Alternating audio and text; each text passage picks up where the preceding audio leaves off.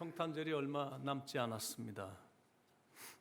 요즘은 이제 크리스마스 캐럴을 자주 듣다 보니까 참 좋은 것 같습니다. 옛날에는 조그만 라디오를 켜거나 아니면 이렇게 가게 앞을 지날 때만 듣던 캐롤이었는데 이제는 아무 때나 듣고 싶을 때 스마트폰으로 들을 수 있어서 마음도 평안해지고, 또 여기저기 성탄절을 준비하며 장식하는 집들을 이렇게 보게 되니까 마음도 푸근해져서 참 좋습니다. 여러분들의 마음도 그런 성탄의 기쁨과 따뜻함과 푸근함이 있을 줄로 믿습니다. 물론 요즘 크리스마스 분위기는 옛날 같지 않은 게 사실이죠. 지극히 상업적으로 변했고 많이 세속화됐어요. 그냥 놀고 먹고 즐기고 어떤 이런 유흥절기로 바뀐 듯한 그런 느낌이 드는데, 연거푸 크리스마스가 되면 이렇게 놀게 해주고 쉬게 해주니까 이렇게 좋은 절기로 생각하는 분위기가 된 듯한 느낌이 있습니다. 그렇게 된 뒷배경에는 이 다윈의 진화론을 빼놓을 수가 없는데, 실은 이 진화론이란 게 들어옴으로 이 세속주의가 발전됐고, 세속주의가 이 사회를 휩쓸더니 이 세속주의 사상이 이제 교회로까지 들어와서 교회도 많이 세속적으로 변했습니다. 그러다 보니까 이게 메리 크리스마스라는 말도 제대로 못해. 믿는다는 사람들도 당연히 메리 크리스마스 이래야 되는데 눈치 보다가 해피 할러데이 이렇게 이런 말을 주저없이 하거든. 예수님이 성탄절의 주인공인데 주인공은 온데간데 없어요. 그리고 요즘은 캐롤조차도 예수님하고는 전혀 상관없는 노래들이 주를 이룹니다. 그런데 이제 아무리 세월이 흐르고 시대가 그렇게 많이 바뀌었다 할지라도 우리가 잊지 말아야 될 진리는 성탄절의 주인공은 예수님이시다라는 겁니다. Christmas is Jesus' birthday. 크리스마스는 예수님의 생일이거든요. 그 어떤 사람의 생일이 아닙니다. 루돌프 사슴코가 주인공이 아니야. 그리고 산타클로스도 성탄절의 주인공이 아닙니다. 물론 이 산타클로스의 주인공인 니콜라스 사제도 훌륭한 사람이었으면은 틀림없거든요. 로마의 기독교 박해 시절에 감옥에도 오래 갇혀 있었다고 하니까. 근데 감옥 안에서도 이렇게 병든 죄수들을 간호를 해주던 사랑이 넘쳤던 사람이었다고 합니다. 근데 감옥에서 풀려난 후에도 성탄절이 다가오면 평소에 거두었던 식량이나 옷을 가난한 집 앞에 말없이 이렇게 놓고 갈 정도로 훌륭한 성자였다고 하죠. 그래서 성탄절이 오면 이 산타클로스의 정신을 이어받아 사랑을 나눠주고 또 선물도 교환하는 계절이 된 겁니다. 참 좋은 거고 참 좋은 정신인데, 근데 그럼에도 불구하고 산타도 성탄절의 주인공은 아니다라는 겁니다. 성탄절의 주인공은 예수님이십니다. 예수님의 정신을 깨달은 이 산타가 사랑을 실천했던 것뿐이거든요. 그래서 우리의 초점은 성탄절의 주인공이신 예수님에게로 가야 되는 겁니다. Because Jesus Christ was born for us on Christmas Day. 예수 그리스도가 우리를 위해 성탄절날 크리스마스에 탄생하셨기 때문에 이게 기가 막힌 기쁜 소식이거든요. 기쁘다 구주 오셨네 만백성 맞으라. 그러니까 그 소식이 너무 기뻐서 성탄절이 오면 성탄 인사를 하는 거야. Greeting, Merry Christmas 이렇게 하는 거고, 예수님의 나심과 오심을 경축하는 거죠. 그런데 성탄의 계절에 우리가 잊지 말아야 될 또 한 사람이 있는데 바로 마리아입니다. 마리아란 한 여인의 헌신과 희생으로 인해 예수님의 탄생이 가능했기 때문에 그렇습니다. 자, 마리아, 그는 대체 누구인가? 왜 하필이면 하나님은 마리아란 여인을 이제 택하셨을까? 이제 이게 궁금합니다. The story of Mary, 이 마리아라는 여인의 이 스토리, 이 이야기, The Mother of Jesus, The Most High, 지극히 높으신 예수 그리스도의 육신의 어머니, 그래서 오늘은 성탄절 이야기 첫 번째 시간으로 이 마리아라는 여인에 대해서 이야기를 한번 시작해 보겠습니다. 그 당시에 마리아보다 더 아름다워 예뻤던 여인이 많았을 거고, 더 많이 배웠던 여인도 분명히 있었을 거고, 지혜도 더 풍부하고 더 좋은 가문에서 태어난, 인생의 연륜도 꽤 쌓은, 세상에 이렇게 널리 알려진 여인들도 그 당시에 분명히 있었을 것입니다. 그런데 하필이면 왜 그 많은 여인 중에 마리아를 하나님이 선택하셨을까? 이름이 예뻐서 선택하셨을까? 아니면 왜 그러셨을까? 하나님이 마리아를 선택하신 이유는 바로 이런 이유 때문에, 첫 번째는 마리아는 평상시에 하나님의 은혜를 늘 사모했기 때문이에요. 26절 27절에 여섯째 달에 천사 가브리엘이 하나님의 보내심을 받아 갈릴리 나사렛이란 동네에 가서 다윗의 자손 요셉이라 하는 사람과 약혼한 처녀에게 이르니 그 처녀의 이름은 마리아라. 이제 마리아가 등장하죠. 근데 기쁘고 좋은 소식을 전하는 천사장이었던 가브리엘이 하나님의 이 기쁜 메시지를 들고 갈릴리 나사렛에 살고 있던 어린 소녀 마리아를 찾아온 겁니다. 갈릴리 나사렛은 얼마나 작은 동네인지 2,000명도 채 안 되는 조그만 동네입니다. 그리고 나사렛은 이렇게 가난한 사람들이 모여 살던 깡촌임. 나사렛에서 무슨 선한 것이 나겠어? 라고 말할 정도로 사람들이 갈릴리 나사렛 그러면 업신여기고 이렇게 굉장히 우습게 보던 타운이었습니다. 그렇게 작고 초라한, 세상에 전혀 알려지지 않았던 이름 없는 동네를 하나님이 택하셔서 세상에서 제일 유명한 동네가 되게 하셨고, 거기서 평범하게 살아가던 참 가난한 가정의 어린 소녀를 택하셔서 세상에서 제일 유명한 여인이 되게 하신 겁니다. 28절 그에게 들어가 이르되 은혜를 받은 자여 평안할지어다 주께서 너와 함께 하시도다 하니, 이 말이 무슨 뜻이냐면, 네가 그동안 하나님의 은혜를 그렇게 평상시에 늘 사모했기 때문에 하나님이 너에게 은혜를 주시기를 원하신다, 이제 이런 뜻이거든. 29절 30절 처녀가 그 말을 듣고 놀라 이런 인사가 어찌 함인가 생각하며 천사가 이르되 마리아여 무서워하지 말라, 내가 하나님께 은혜를 입었느니라. 그러니까 하나님께서 그 많은 여인들 중에 이렇게 마리아란 여인을 왜 들어 쓰셨는지 답이 너무나 쉽게 나오죠.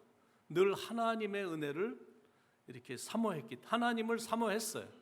그러니까 이 quiet devotion, 경건의 시간을 가졌고 하나님을 늘 사모했고, 그러다 보니까 이 spirit, 이 soul unstained, 전혀 때가 묻지 않은 맑은 영을 소유하는 소녀였고, spirit attentive to God's whisper, 하나님의 음성에 늘 귀를 기울이던 참 영성을 갖고 있었던 소녀였던 것.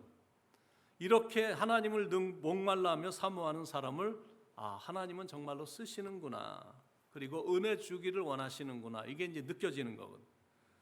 그런데 이제 세상이 갑자기 많이 바뀌었어요. 그리고 시대가 완전히 바뀌었어요. 그 중에 하나가 뭐냐면 사람들이 이제 더 이상 그렇게 가난하지가 않다라는 거. 이제는 이제 사는 게 괜찮아진 거예요. 그런데 조금 이렇게 잘 살다 보니까 이게 돈이 좋은 거구나, 돈이 최고구나, 이렇게 이제 생각하게 되는, 이렇게 물질관이, 가치관이 좀 바뀌게 된 겁니다. 그러다 보니까 하나님의 은혜에 막 목말라하는 분위기가 요즘은 정말 많이 식었거든요. 한국이 1950년도에는 전 세계에서 제일 가난했던 나라입니다. 아프리카의 가나보다 더 가난했습니다. 국가시설이 거의 파괴가 됐고, 이게 전쟁이 끝난 지가 이제 얼마 안 됐기 때문에 고아들이 너무 많은 거예요. 다 시설이 폭파가 되고 짭도 없고 돈도 없고 식량도 없고, 게다가 또 만연한 전염병으로 인해서 죽으니까 수많은 자녀들이 이제 고아원으로 이제 고아들이 된 겁니다. 그때 1인당 연간 소득이 100불이 채 되지 않았던 나라가 한국이었습니다. 그러다 보니까 너무 가난해. 근데 그러다 보니까 영적인 부분만큼은 정말 맑고 깨끗해서 하나님을 진짜 없는 속에서도 사모하며 살았거든. 교회를 가려면 버스를 몇 번 갈아타야 되는데, 그런데 돈이 없으니까 막 몇십씩을 막 걸어 다니는 겁니다. 눈이 와도 시원찮은 신발에 시원찮은 옷을 입고 교회를 걸어 다닌 겁니다. 그건 주님을 그만큼 사랑했기 때문이고 주님의 사랑에 목말랐기 때문이에요. 부흥회나 사경회가 있으면 막 그날을 손꼽아 기다렸거든. 그러다가 이제 그 날이 딱 되면 이제 강사 목사님의 말씀을 경청하는 거예요. 근데 부흥사 목사님이 부흥회 목사님이 부흥사 목사님이 막 그때는 설교를 막 2시간, 3시간, 막 4시간씩 했거든. 그래도 막 마루 바닥에 앉아서 듣는 건데 전혀 힘들어하지 않았어요. 그리고 지루한 줄도 몰랐어요. 그러다가 딱 끝나면 마음이 막 아쉬운 거야. 그만큼 영적인 목마름이 있었거든. 지금 한국의 1인당 연간 소득은 36,624불입니다. 여러분들이 한국에 가면 다 느끼겠지만 와, 진짜 잘 산다. 이 말이 도착하자마자 다니는 곳마다 나오는 말이 야, 한국 진짜 잘 살아. 이런 말 나오잖아요. 그런데 우리가 살고 있는 미국은 더 살기 좋은 나라거든. 세계에서 제일 잘 사는 나라거든. 그러다 보니까 자기도 모르는 사이에 영적인 목마름이 많이 사라진 겁니다. 그리고 말씀에 대한 목마름도 별로 없어요. 그러니까 미안한 말이지만 하나님이 안 쓰시는 겁니다. 영혼의 목마름도 없는 사람들을 하나님이 못하러 쓰시겠냐라는 거죠. 하나님이 마리아를 쓰시고 택하신 이유가 뭐냐면 하나님에 대한 목마름이 있었기 때문이고 하나님의 은혜를 늘 사모했기 때문입니다. 한땐 제가 젊은이들하고 어린이들을 주로 지도를 했었었는데 그 중에 보면 나이가 어린데도 유난히 하나님의 은혜를 사모하는 아이들이 있었거든. 근데 얼마나 어린데도 젊은데도 사모하는지 그냥 주중에도 시간만 되면 이 강대상에 와서 그냥 막 엎드려갖고 몇 시간씩 시간을 보낼 정도로 얼마나 사모하는지 몰라요. 근데 그런 모습을 볼 때 목회자의 눈에도 사랑스러운데 하나님의 눈에는 얼마나 더 사랑스럽겠냐라는 거예요. 그게 우리에게 주는 영적 교훈이에요. 자꾸 높은 수입을 올리는 걸 사모하지 말고 자녀들 높은 자리에 올라가고 잘 사는 것만 사모하지 말고 하나님께 은혜 받기를 사모하라는 거예요. 그런 사람을 하나님은 택하시고 쓰시기 때문이다라는 겁니다. 자, 왜 많고 많은 사람 중에 마리아란 여인을 택하셨을까? 늘 은혜를 사모했기 때문이고 두 번째는 마리아의 타고난 겸손함 때문에 천사 가브리엘이 마리아에게 은혜를 받은 자여 평안할지어다. 주께서 너와 함께 하시도다. 28절에 이렇게 말씀하면서 31절로 33절에 이렇게 말을 합니다. 보라, 내가 잉태하여 아들을 낳으리니 그 이름을 예수라 하라. 그가 큰 자가 되고 지극히 높으신 이의 아들이라 일컬어질 것이요 주 하나님께서 그 조상 다윗의 왕위를 그에게 주시리니 영원히 야곱의 집을 왕으로 다스리실 것이며 그 나라가 무궁하리라. 이렇게 말을 했어요. 그랬더니 그때 마리아가 보인 반응이 29절에 처녀가 그 말을 듣고 놀라 이런 인사가 어찌함인고 생각하매. 처음에는 어린 소녀라 이렇게 당황이 된 겁니다. 와, 이 결혼도 안 했는데 내가 임신이 됐다니. 이건 진짜 말도 안 되는 거예요. 그러니까 처음엔 당황이 됐고 충격이 됐거든요. 그런데 하나님을 늘 사모하는 소녀였기 때문에 금방 마음이 바뀐 겁니다. 와, 나 같은 어린 여자에게 이런 은혜가 임하다니, 나같이 비천한 사람에게 이런 축복이 임하다니, 하나님이 나 같은 여정을 기억해 주시다니, 이게 바로 마리아의 겸손함이거든. 마리아는 자기 같은 사람이 천사를 만나게 되리라고는 생각조차 못했어요. 그런데 그런 건 둘째치고 자기 같은 사람이 하나님으로부터 이런 은혜를 받으리라고는 전혀 상상도 못한 거죠. 왜냐하면 자기는 너무나 평범한 여자에 불과했기 때문이다. 이렇게 생각을 한 겁니다. 그만큼 마리아는 겸손했던 겁니다.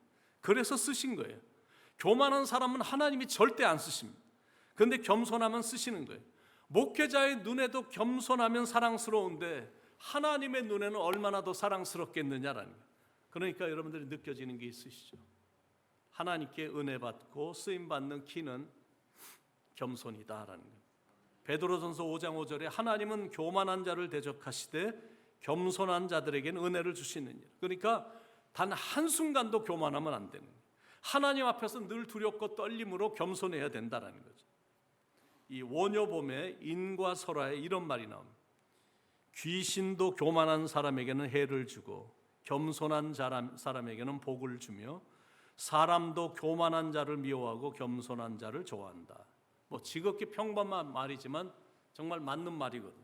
사람도 귀신도 하나님도 겸손한 사람은 하여튼 다 좋아하는 거예요. 그러니까 겸손하게 살아야 돼. 그런 사람을 하나님은 택하시고 쓰시길 원하시기 때문에 그렇습니다. 자, 왜 많고 많은 사람 중에 그 많은 여인 중에 하나님은 왜 마리아란 여인을 택하셨을까? 세 번째 이유는 하나님의 능력을 믿는 확고한 믿음 때문입니다. 31절에 보시면 보라 잉태하여 네가 잉태하여 아들을 낳으리니 그 이름을 예수라 하라. 이건 어린 소녀에게는 청청병력 같은 뉴스였습니다. 임신이 전혀 잘 안 되고 아무리 해도 안 되는 여자에게는 그 소식은 굿뉴스이겠지만 결혼도 하지 않은 13살, 14살, 많아봤자 16살도 안 된 처녀에겐 말도 안 되는 충격적인 뉴스였습니다. 아니 대체 이게 무슨 소리지? 그런데 금방 마리아는 그 얘기를 듣고 No thank you 이런 소리를 하지도 않았어요. 그건 말도 안 돼요 이런 치지 않았어요. 조용히 침묵하면서 그 다음을 기다렸습니다. 그랬더니 천사가 이런 말을 하는 것. 32절 33절 그가 큰 자가 되고 지극히 높으신 이의 아들이라 일컬어질 것이요 주 하나님께서 그 조상 다윗의 왕위를 그에게 주시리니 영원히 야곱의 집을 왕으로 다스리실 것이며 그 나라가 무궁하리라. 한마디로 말해서 자기를 통해서 메시아가 탄생하는 것. 온 인류가 기다리던 그 메시아, 온 인류를 구원할 메시아가 자기를 통해 오신다라는 것. 그러니 당연히 놀랬고 충격이었죠. 어떻게 이런 일이 가능할까? 34절에 마리아가 천사에게 말하되 나는 남자를 알지 못하니 어찌 일이 있으리이까? 나는 남자를 알지 못하는데 정혼만 했지 결혼한 상태가 아니라 육체적으로 어떤 관계도 없었는데 이렇게 생각하는데 그때 천사장 가브리엘이 설명을 하면서 이렇게 선포를 합니다. 35절에 천사가 대답하여 이르되 성령이 내게 임하시고 지극히 높으신 이의 능력이 너를 덮으시리니 이러므로 나실 바 거룩한 이는 하나님의 아들이라 일컬어지리라. 37절에 대저 하나님의 모든 말씀은 능치 못하심이 없느니라. 그러자 마리아가 보인 반응이 너무나 은혜가 되는 거예요. 즉시 믿음의 선포를 하잖아요. 38절에 마리아가 이르되 주의 여종이오니 말씀대로 내게 이루어지다 하며 천사가 떠나가니라. 여러분 이게 대단한 거, 이게 보통 믿음이 아닌 거거든요. 지금 자기 약혼자에게 버림받을 게 뻔한 거야. 그리고 이제 이 소식이 알려지면 가늠한 여자라고 마을에서 찍힐 게 뻔한 거야. 그리고 어쩌면 돌에 맞아 죽을 수도 있는 거. 그런데도 졸지에 바뀐 운명을 붙잡고 남은 인생을 살아가겠다라는 지금 결단을 하는 거거든요. 제가 한번 일주일 기도해보고 알려드릴게요. 이런 것도 아니야. 그냥 즉시였습니다. 앞으로 일어날 어떤 희생과 고난도 감수하겠다라는 믿음의 결단이거든요. 그러니까 마리아에겐 그런 믿음이 있었다라는 거예요. 그게 우리에게 주는 또 다른 영적 교훈이거든요. 이렇게 교회 안에 이렇게 보면 대부분이 중도층들이 대부분이지만 이런 두 종류의 극단적인 크리스찬들도 교회 안에 이렇게 좀 있거든요. 한 극단적인 부류는 이렇게 막 기적만 바라는 이렇게 크리스찬들이 오늘은 이곳 내일은 저곳 기적이 있다는 곳을 유난히 좋아하고 어디서 신유의 종이 왔다더라 그러면 몰려가고 이렇게 눈으로 보이는 이런 거에 굉장히 관심이 많은데 근데 그런 사람들의 약점은 뭐냐면 상식이 없다는 게 약점이에요. 여러분 그렇잖아요. 상식이 있다면 어떻게 그런 말도 안 되는 이단에 빠질 수가 있냐라는 거예요. 상식이 있다면 어떻게 더 이상 일도 안 하고 그동안 자기가 모은 모든 재산을 다 갖다 바치고 주님이 재림하신다고 온 식구가 그날만 기다리고 있겠느냐라는, 이건 말도 안 되잖아요. 전혀 상식이 없는 건. 요한 웨슬레에게 어떤 사람이 와서 질문을 했습니다. 앞으로 주님이 10시간 후에 오신다면 무엇을 하시겠습니까? 라고 질문을 했더니 요한 웨슬레 목사가 이렇게 답을 했다고 그러죠. 계획한 대로 살 것입니다. 지금까지 살아온 방법대로 살 것입니다. 그냥 하루하루 충실히 내가 살던 대로 사는 거예요. 그게 기본 상식이고 그게 성숙한 믿음이거든요. 순간적으로 반짝거리는 기적에만 관심이 집중되어 있으면 안 된다는 거예요. 하루아침에 뒤집어지는 기적과 이사에만 관심이 집중되어 있으면 안 된다는 거예요. 그건 분명히 잘못된 신앙이거든요. 그런데 또 다른 극단적인 부류는 완전 반대의 부류입니다. 기적을 아예 무시하는 크리스찬이에요. 그들은 상식은 풍성하거든요. 배운 것도 많은 지적인 사람들. 그래서 이렇게 점잖고 거룩한 모습이고 좀 엄숙한 모습이죠. 그런데 그들의 약점은 성경적이 아니다라는 거예요. 기적은 지금도 일어나고 있는데 믿질 않으니까 이거는 비성경적이잖아요. 그렇잖아요. 하나님은 어제나 오늘이나 영원히 동일하신 분이시기 때문에 그때도 기적을 일으키셨다면 지금도 기적을 일으키시는 분이시거든요. 그리고 성경은 기적으로 가득 차 있는 책입니다. 성경의 시작부터 기적이 기록되어 있잖아요. 태초에 하나님이 천지를 창조하시니라. 성경의 창세기 1장 1절이 기적의 글로 시작이 되잖아요. 말씀으로 천지를 다 창조하신 거니까 기적이잖아요. 그리고 성경의 마지막도 기적의 이야기거든요. 예수님이 재림하시는 거니까 이게 기적이잖아요. 그런데 그 중가운데 나오는 동정녀 탄생 이야기도 기적의 이야기거든요. 그런데 점잖게 믿는 사람들은, 점잖은 크리스찬들은 이런 거 좀 잘 안 믿습니다. 부활도 잘 안 믿어. 예수님이 무리를 걸으신 것도 안 믿고 물로 포도주를 만들었다는 것도 시큰둥해. 그리고 오병이어의 기적을 일으킨 것도 안 믿습니다. 그러면 우리가 구원받은 것, 이런 것도 기적이잖아요. 그리고 지금도 여전히 기적은 수도 없이 많이 일어나고 있거든요. 미국 의학계에서도 의학 위에 하나님의 기적이 있음을 인정하고 믿거든요. 의사들도 이 기도의 능력을 믿습니다. 그런데 오히려 교회 안에 있는 크리스찬들 중에 하나님의 능력을 믿지 못하는 사람들도 섞여 있거든요. 그러니까 마음으로 믿질 못하니까 내가 아무리 평생 교회를 다니고 하나님의 말씀을 들어도 삶의 변화가 없는 거예요. 내가 점잖게 기도하고 점잖게 찬양하고 점잖게 예배드리고 점잖게 사라지거든. 아무런 변화 없이 왔다가 그냥 가는 거예요. 참 안타까운 거. 날마다가 기적인데, 인생이란 게 날마다가 기적인데 이걸 모르니까, 그걸 받아들이질 않으니 당연히 변화가 없는 거. 그런데 믿으면 지금도 기적은 일어난다라는 거예요. 예수님이 병을 고치셨거든요. 그런데 병을 고치시고 꼭 하셨던 말씀이 있어요. 내 믿음이 너를 구원하였으니 평안히 가라. 이렇게 꼭 말씀을 하셨거든요. 믿음이 너를 구원해 줬다라는 거예요. 믿음으로 병이 나았다는 거예요. 믿음으로 문제가 해결되고 믿음으로 기적이 일어난다라는 거예요. 그러니까 믿음만 있으면 산도 옮길 수가 있는 거예요. 마리아에겐 그런 믿음이 있었다라는 거예요. 그래서 하나님이 많은 여인들 중에 마리아를 택하신 거고 마리아를 쓰신 것이다라는 거죠.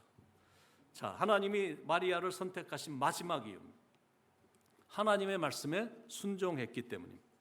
천사장 가브리엘이 대저 하나님의 모든 말씀은 능하지 못하심이 없느니라 이렇게 말을 했어요. 그랬더니 마리아가 주의 여종이오니 말씀대로 내게 이루어지이다 이렇게 선포를 했거든요. 하나님의 예언의 말씀을 받자마자 마리아는 그 말씀에 철저히 순종했다는 거예요. 아이 하나님, 제가 임신이 되면 어떻게 되는지 아세요? 제가 부모는 대체 뭐라고 말해요? 또 제 친구들은 얼마나 저한테 손가락질 하겠습니까? 또 사람들은 얼마나 저를 경멸하겠습니까? Why me? 왜 하필이면 접니까? 왜 이런 고통을 제가 감내해야 되죠? 그냥 저를 좀 내버려 두실 수는 없나요?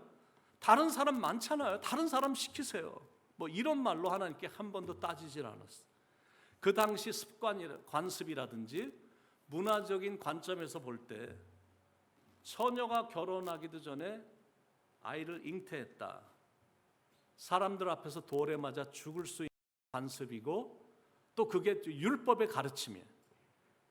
그런데 그 모든 걸 알면서도 마리아는 모든 걸 각오했다는 거예요. 왜냐하면 그 말씀은 하나님의 말씀이었기 때문이다라는 거예요. 그러니까 이런 행동이 사람들의 눈에 볼 때는 바보 같은 행동으로 보였을지 몰라도 마리아는 그 말씀이 하나님의 말씀이었기 때문에 무조건 순종했다라는 거예요. 그래서 하나님의 능력이 나타난 거거든요. 또한 하나님의 축복도 그리고 하나님의 뜻도 순종할 때 나타난다는 사실, 일어난다는 사실. 순종이 없으면 하나님의 능력도 하나님의 축복도 하나님의 뜻도 절대 이루어지지 않아요. 그래서 자기 고집을 너무 앞세우면 안 된다는 거예요. 하나님 앞에서는 그냥 무조건 순종. 성경은 순종이 제사보다 낫다라고 말할 정도고 그만큼 순종이 중요한 거예요. 그런데 맨날 자기 방식이나 자기 고집이나 앞세우며 순종하지 않으면 하나님은 그 사람을 결코 쓰실 수가 없는 거예요. 그건 자기 자신이 오만하다는 뜻이거든요. 겸손한 모습이 전혀 없는 거예요. 그러니까 순종이 안 되는 겁니다. 그래서 어떨 때는 하나님께서 그냥 최악의 상황으로 만들어 놓으신 다음에 겸손하게 순종하게 만드시는 경우도 가끔은 있습니다. 야곱이 그랬거든요. 환도뼈를 그냥 한 방에 위골시켜 버리신 거예요. 그래갖고 자존심 그냥 오만함 다 꺾어 버리셨고 잘 나가던 사람이 이제는 제대로 걷지도 못하는 쩔뚝발이의 인생이 됐으니까 완전히 그냥 바닥으로 치게 만들어 놓으셨어요. 그러니까 야곱이 겸손하게 나온 거거든요. 그때 하나님이 야곱을 크게 사용하셨고 이스라엘이라는 엄청난 축복을 부어주신 거거든요. 모세도 그랬습니다. 전 세계 최강의 나라 왕자였는데 앞으로 바로 왕이 될 사람이에요. 최고로 하늘 높은 줄 모르고 높았던 사람을 바닥으로 떨어지는 인생으로 만들어 놓으셨거든요. 그러니까 하나님 앞에 무릎을 꿇는 겸손한 사람이 된 거예요. 그때 하나님이 모세의 나이에 상관없이 크게 들어 쓰셨거든요. 그래서 우리의 기도는 항상 주님의 뜻을 이루어 주옵소서. 이게 우리의 기도가 되어야 되는 거예요. 주님, 저는 주님 것이오니 주의 뜻이 이루어지이다. 하늘의 뜻이 이 땅에서 이루어지이다. 이게 우리의 항상 기도가 되어야 돼요. 하나님의 뜻이라면 자신이 어떠하든지 어떻게 되든지 그냥 순종하는 거예요. 왜냐하면 하나님은 그런 겸손함과 순종을 기뻐하시기 때문에 그렇습니다. 마리아가 그런 부분에서 준비된 여인이었던 것. 그래서 하나님이 마리아를 선택하신 거예요. 바로 이것이 우리가 마리아를 통해서 배워야 될 신앙의 자세입니다. 그리고 예수님의 육체의 아버지인 요셉도 참 배울 게 많은 성숙하고 의로운 신앙인이었습니다. 나하고 결혼할 그 여자가 임신을 했다고? 이건 정말 황당한 일이고 분개가 될 일이죠. 이게 그냥 남의 일이니까 그냥 넘어가는 거지. 만약 그 일이 나의 일이라면 나는 어떻게 행동을 할까? 여러분은 어떻게 행동을 하실까? 나랑 정혼한 여인인데 그리고 1년 동안은 아무런 관계를 갖지 않는 법이었는데 그런데 그 여인이 임신을 했다면 어떨까? 그런데 요셉은 의로운 사람이라 그것을 드러내지 않고 마리아를 위해 조용히 끊고자 했다라는 거죠. 근데 그때 천사가 꿈에 나타나 이렇게 설명을 해주죠.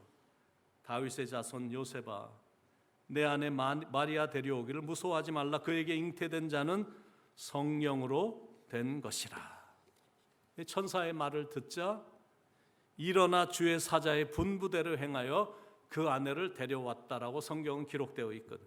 이런 게 바로 순종이라는 겁니다. 주의 뜻대로 하옵소서. 주님의 뜻을 이루어 주옵소서. 그럴 때 주님의 그 다음 음성이 들리는 거예요. 내가 너를 통해 큰 일을 이루기를 원한다.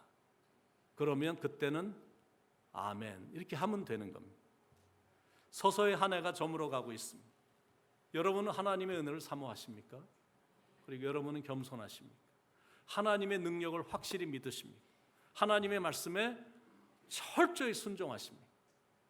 군대 갔다가 휴가 온 아들에게 아버지가 군대에서 배운 중요한 교훈이 무엇이냐 이렇게 물어봤습니다. 그랬더니 아들이 순종입니다.